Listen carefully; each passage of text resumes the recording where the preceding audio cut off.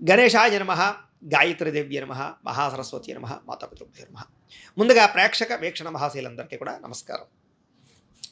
25వ తారీఖు జనవరి 2026 నుండి 31వ తారీఖు జనవరి 2026 వరకు కూడా ఈ వారం ద్వాదశ రాశుల వారికి కూడా ఎలా ఉండబోతుందో చూద్దాం.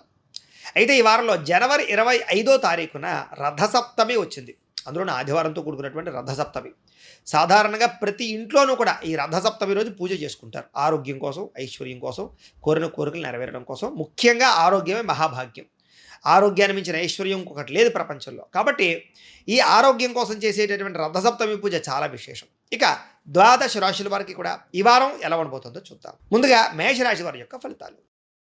అయితే ఈ వారం మీ గ్రహస్థితి చూసుకున్నట్లయితే కాస్త అనుకూలమైనటువంటి గ్రహస్థితి కనపడుతోంది గోచారం రీత్యా. ఏది ఏమైనా కూడా ఈ వారం మీరు అనుకున్నటువంటి పనులు పూర్తవుతాయి. భవిష్యత్తు గురించి బాగా ఆదాయాన్ని పోగు చేయడానికే కాదు, భవిష్యత్తు గురించి ఏదైనా సరే మీరు సాధించే విషయంలో కూడా ప్రణాళికలు బాగా వేసుకోగలుగుతారు. అంటే ఫ్యూచర్ గురించి ఎక్కువ ఆలోచించడం, నిర్ణయాలు తీసుకోవడం, సంపాదించడం, ఖర్చు పెట్టడం, ఇలాంటివన్నీ కూడా అంటే భవిష్యత్తుకు సంబంధించిన ప్రణాళికలన్నీ బ్రహ్మాండంగా సెట్ చేసుకోగలుగుతారు ఈ వారం అంతా కూడా.